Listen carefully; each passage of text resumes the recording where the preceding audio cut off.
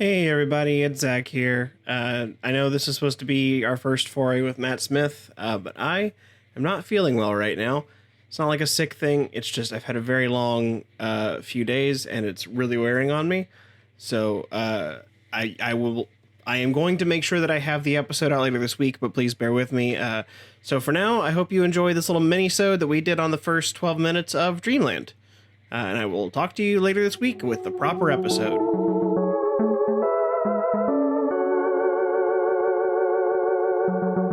Hey everybody, welcome to another mini-sode of Who Is My Doctor? Hey everybody!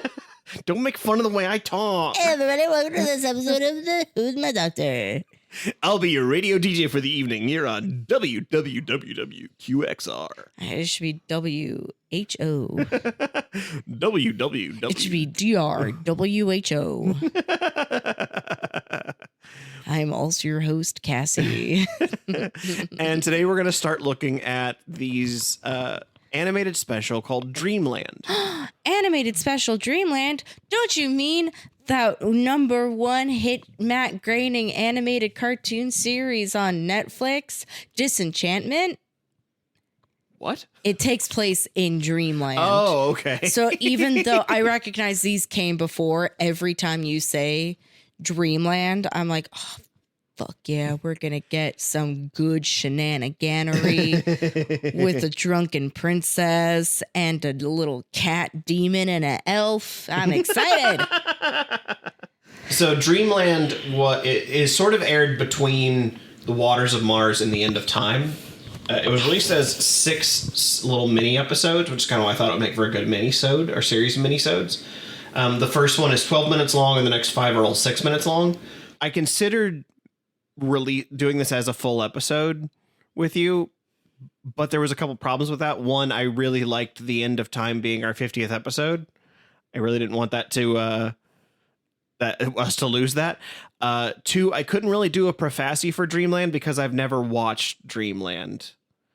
Not for lack of trying, but as we'll see, Dreamland is ugly as sin, and so it's kind of difficult to watch. Do you know what's not ugly as sin? Is the time vortex playing on this DVD set or the Blu-ray set? Hi, I have ADHD. This is the best thing I've ever seen in my whole life. I'm not looking at Zach. I'm not nodding or anything. She's not heard a word I've said for the last 2 minutes. Nope. All I keep on thinking about is my little joke about disenchantment, and that's it. This is what it's like to look into the eyes of the Hypnotoad. Yup.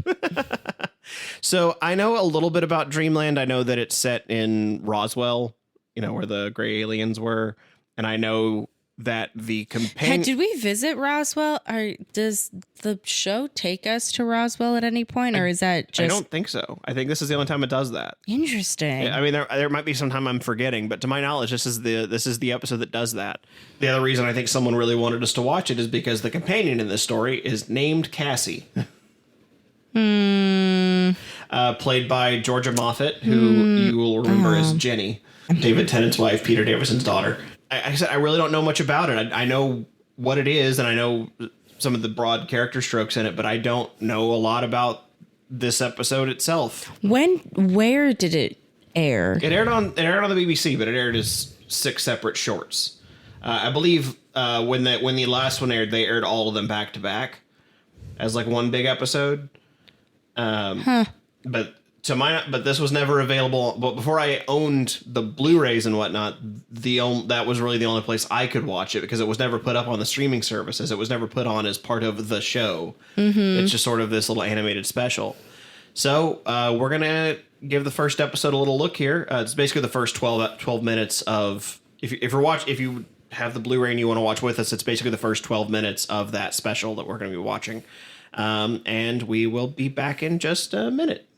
Well, 12 minutes. Yeah. But... Well, for you, it'll be 5 seconds.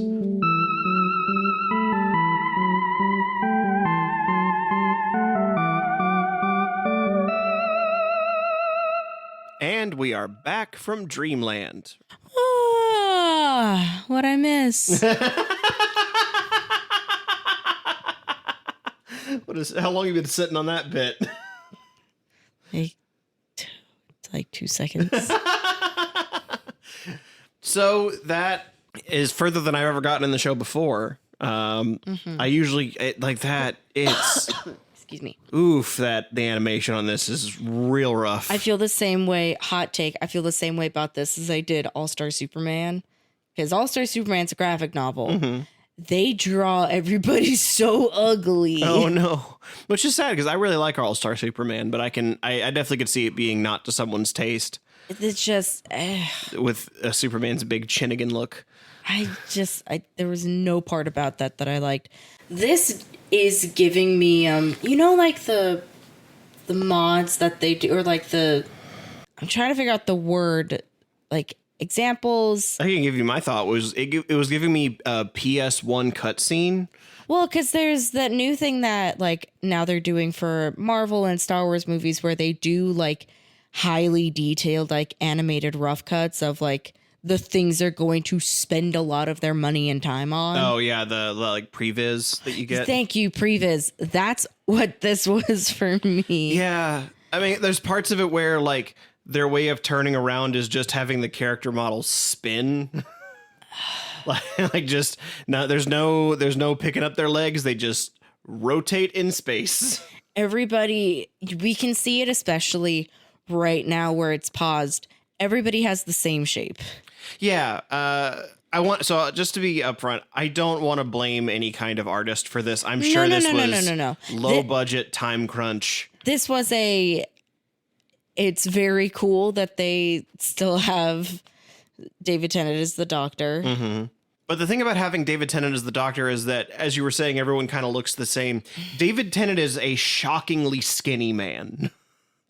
And everyone in this is built the same. He has the same body type as Cassie, who I will say they spelled her name right. That they did, even though they gave her it's funny that now there are two people in here who can't quite do the accent that they should be doing. David Tennant can't quite get there for English, and Cassie can't, and Georgia Moffat can't quite get there for New Mexico. No, and then they have because you said that she was the only companion. I'm seeing two companions who, and I think the guy, Jimmy is his name. Mm-hmm. He's supposed to be Native American. Yeah, he very much is. He's even wearing the necklace. Yeah, well, because I was like, he's got the turquoise. He's significantly not white. Yeah. And he has like patches on his jacket that are. Yeah, and he talked about how the U.S. military have been killing people since the Bear River Massacre. Yeah, since the Bear River Massacre. So yeah, I mean, I don't know if something happens to him later or if his voice actor just wasn't big enough to be credited as companion. I just happen to know that the two characters I knew were in it were David Tennant and Georgia Moffat. Well, I think it's because they are the carryovers from the Doctor show. Who. Yeah, so they're like the two names that are associated, particularly since this is not New England. Yeah. Or this is not England. This is very much the Western United States. And if it might be like a very American thing of me to say, but I fucking love the West. I love it. I don't know if you realize this. This is our first episode set in America since Dalek. Yeah. Well, because another thing that made me laugh is like, I have to remind myself when things are produced in other countries, but they take place in the US, there are certain things that you do need to confirm and solidify. Because if you say Roswell here, everybody knows that's New Mexico. We all know that it's the middle of the desert.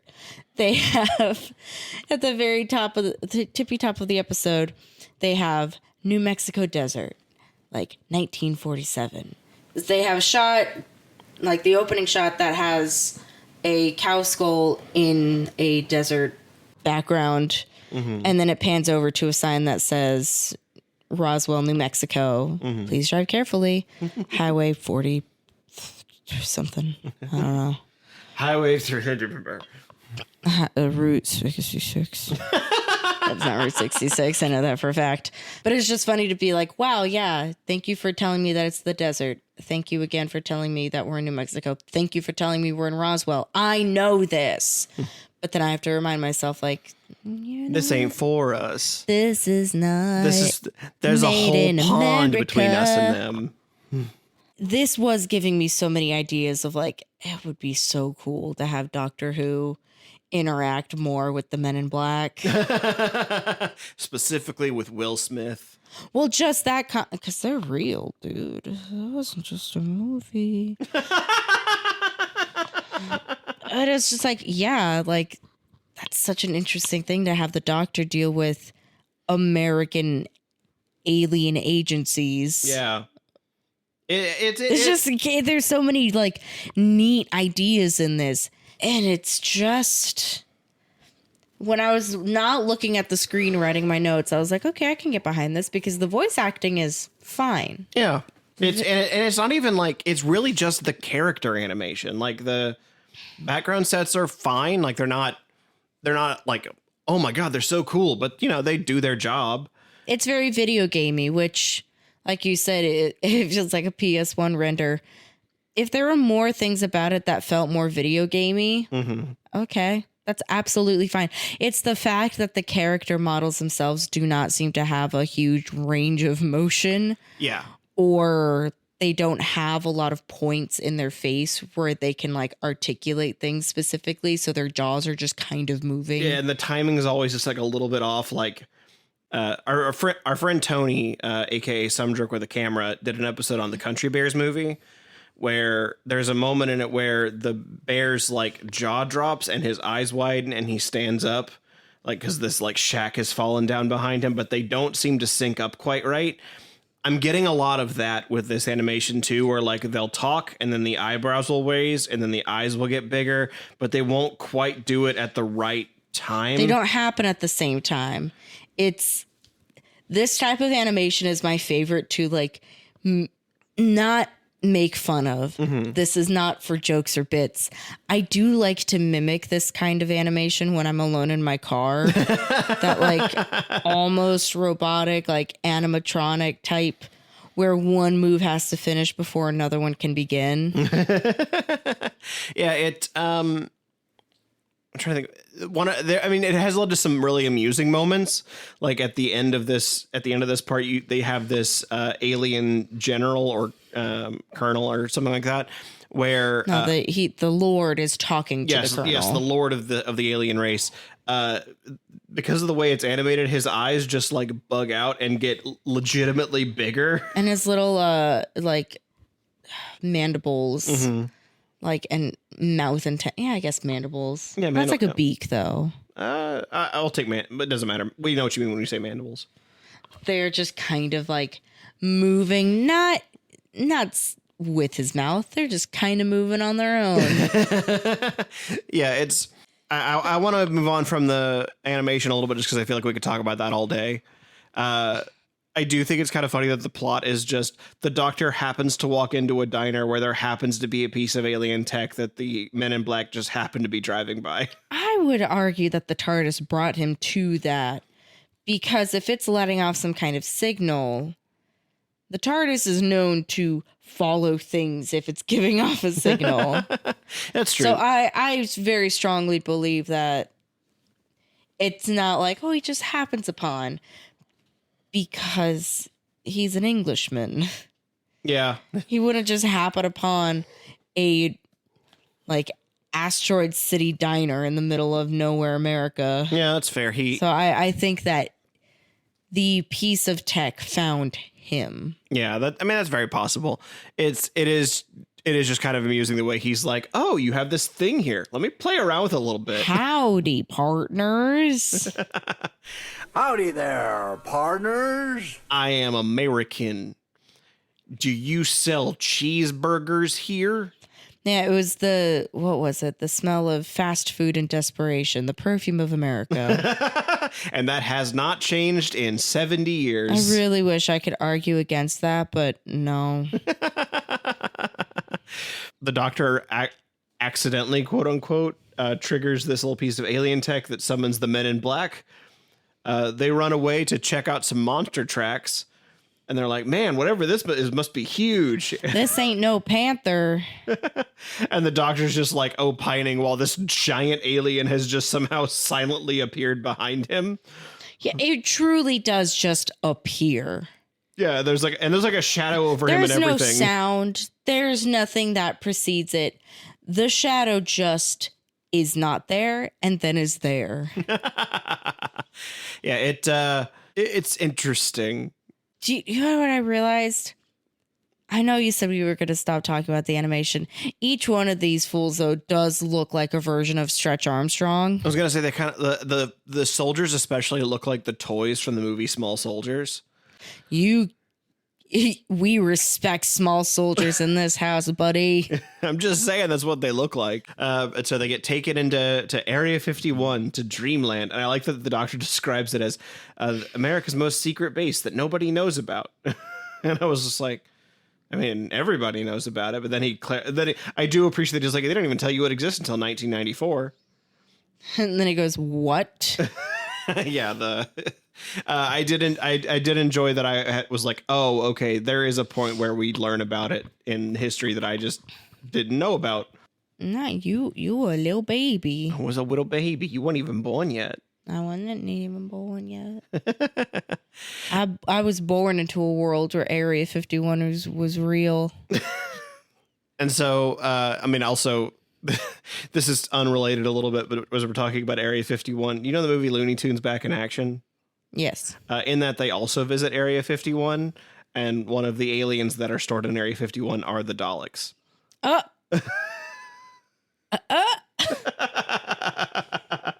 Okay.